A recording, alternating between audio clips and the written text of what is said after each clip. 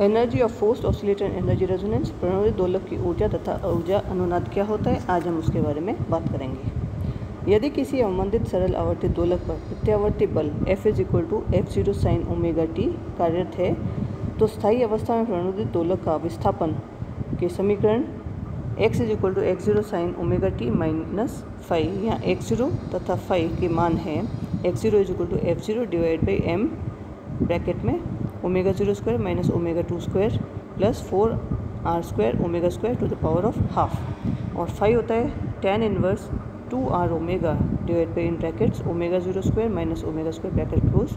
अतः दोलक का जो वेग है वो हो जाएगा v = dx/dt = omega x0 cos omega t minus five. अब गतिज ऊर्जा, प्रणोदित दोलक की जो गतिज ऊर्जा होगी वो हम ऐसे लिख सकते हैं k = half m dx/dt whole square, यानी कि हाफ m v स्क्वायर। तो जब हम v का मान रखते हैं तो k का मान हो जाएगा हाफ m x0 स्क्वायर omega square cos square omega t minus five. एक दोलन के लिए दोलक की माध्य गतिज ऊर्जा k = हाफ m x0 स्क्वायर ओमेगा स्क्वायर और cos square omega t minus five इसका माध्य। अब चूंकि cos square omega t minus five का माध्य हो जाता है 1/t, और इसके जो इंटीग्रल की लिमिट्स है 0 से लेकर t तक cos square omega t minus five dt = half होता है, तो जो गतिज ऊर्जा है इसका माध्य गतिज ऊर्जा का मान हो जाएगा half into half m x0 स्क्वायर ओमेगा स्क्वायर, यानी कि 1/4 m x0 स्क्वायर ओमेगा स्क्वायर। अब हम x0 का मान अगर समीकरण में रखते हैं तो जो माध्य गतिज ऊर्जा हो जाएगी 1/4 m f0 square omega square divided by m square in brackets omega 0 square minus omega square whole square plus 4r square omega square bracket close. तो माध्य गतिज ऊर्जा k = f0 square divide by 4m bracket में omega 0 square minus omega square divide by omega whole square plus 4r square. समीकरण से यह स्पष्ट होता है कि प्रणोदित दोलक का जो माध्य गतिज ऊर्जा है उस पर आरोपित बल की आवृत्ति ओमेगा प्लस पर निर्भर करती है। जैसे जैसे चालक बल की आवृत्ति ओमेगा 0 से बढ़ाई जाती है, माध्य गतिज ऊर्जा का मान बढ़ने लगता है।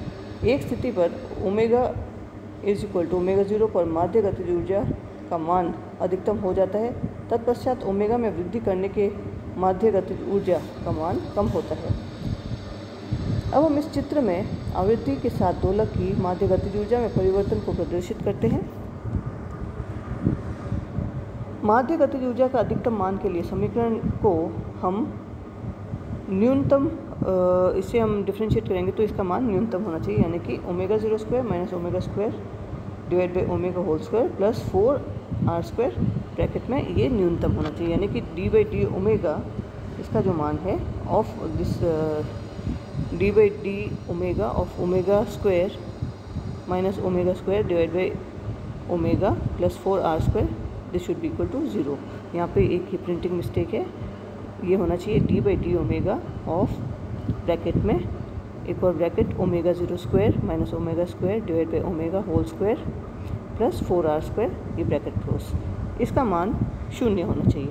अब जब हम इसको डिफ्रेंशिएट करेंगे तो ये हमें मिलेगा 2 omega 0 square divide by omega minus omega bracket close into minus फिर एक और bracket omega 0 square divide by omega square minus 1 = 0, यानी कि ओमेगा = ओमेगा 0। अतः जब दोलक की आवृत्ति ओमेगा = ओमेगा 0 होती है तो प्रणोदित दोलक की माध्य गतिज ऊर्जा अधिकतम होती है, अर्थात प्रणोदित दोलक आरोपित बल लगाने वाले निकाय से अधिकतम ऊर्जा का अवशोषण करता है।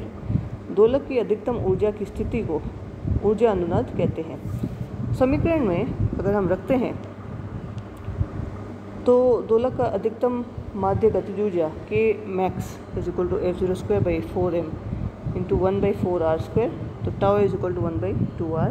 k मैक्स जो माध्य mean value of kinetic energy उसकी मैक्सिमम वैल्यू हो जाएगी f0 square divide by 4m tau square. Mean value of kinetic energy की जो मैक्सिमम वैल्यू है ये हो जाएगी f0 square q square divide by 4k tau square. यहाँ q = ओमेगा 0 टाउ तथा k is equal to m omega 0 square. स्थितिज ऊर्जा चालित सरल आवर्ती दोलक की स्थितिज ऊर्जा u is equal to half k x square is equal to 1/2 m omega 0 square x square. x का मान अगर हम समीकरण में रखते हैं तो जो स्थितिज ऊर्जा है हो जाएगी half m omega 0 square x 0 square sine square omega t minus 5। अब माध्य स्थितिज ऊर्जा इसका मान हो जाएगा half m omega 0 square x 0 square और sine square omega t minus 5 इसका माध्य एक आवर्तकाल के लिए जो sine square omega t minus 5 इसका माध्य होता है हाफ। इसका मतलब माध्य स्थितिज ऊर्जा हो जाएगी 1/4 m omega 0 square x 0 square. तो कुल ऊर्जा एक दोलन काल में चालित दोलक की कुल ऊर्जा E इज इक्वल टू माध्य गतिज ऊर्जा प्लस माध्य स्थितिज ऊर्जा। तो इसको अगर हम जोड़ते हैं तो ये वैल्यू हो जाएगी 1/4 m omega square x 0 square plus 1/4 m omega 0 square x 0 square. ये हो जाएगा 1/4 m omega square plus omega 0 square x 0 square. प्रणोदित दोलक द्वारा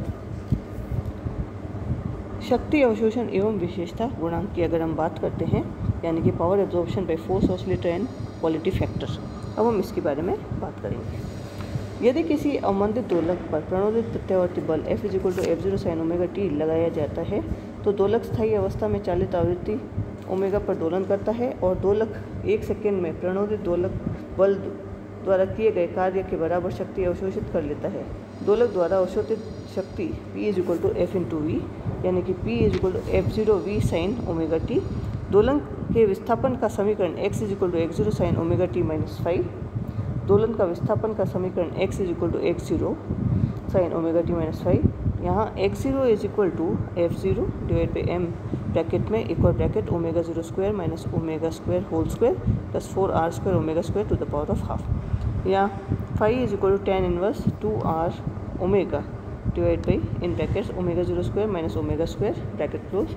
दोलक का वेग हो जाएगा v is equal to dx by dt।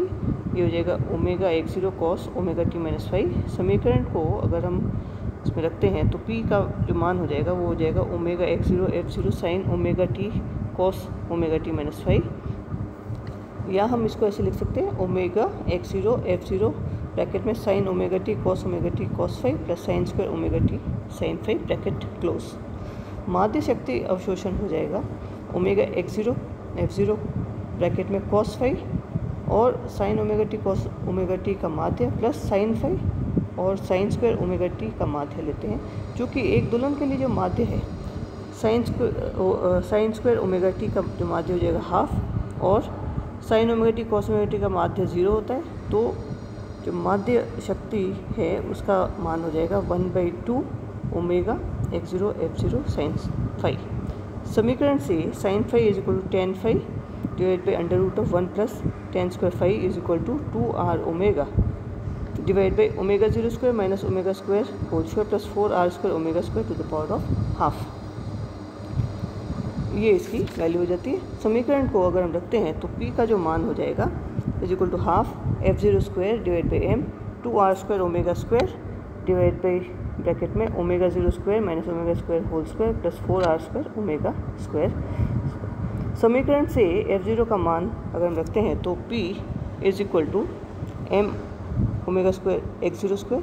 समीकरण से p का मान अधिकतम होगा जब न्यूनतम होगा अर्थात 1 ओमेगा स्क्वायर ब्रैकेट में omega 0 square minus omega square whole square plus 4r square omega square. ये न्यूनतम होगा यानी कि d by D omega bracket में omega 0 square by omega minus omega whole square plus 4r square equal to 0 यानी कि 2 ब्रैकेट में omega 0 square divide by omega minus omega फिर ब्रैकेट में minus omega 0 square by omega minus 1 is equal to 0 यानी कि omega is equal to omega 0। अर्थात जब चालक बल की आवृत्ति ओमेगा दोलक की स्वाभाविक आवृत्ति ओमेगा 0 के बराबर होती है तो अधिकतम शक्ति का हस्तांतरण होता है। इस शक्ति का हस्तांतरित अधिकतम मान P max is equal to f0 by m 1/4r यानी 1/2r is equal to tau अगर हम रखते हैं तो P max is equal to f0 square divide by 2m tau. अब इस चित्र में चालक आवृत्ति ओमेगा के साथ दोलक द्वारा शक्ति अवशोषण के परिवर्तन को प्रदर्शित किया गया है। यह वक्र अनुनाद वक्र या रेजोनेंस कर्व कहलाता है और यह अनुनादी आवृत्ति के दोनों तरफ सममित सिमेट्रिकल होता है। इस वक्र पर दो बिंदु A तथा B होते हैं जहाँ पर माध्य शक्ति P अधिकतम अवशोषित शक्ति P मैक्स की आधी होती है। इन बिंदुओं को अर्ध शक्ति बिंदु या हाफ पावर पॉइंट कहते हैं।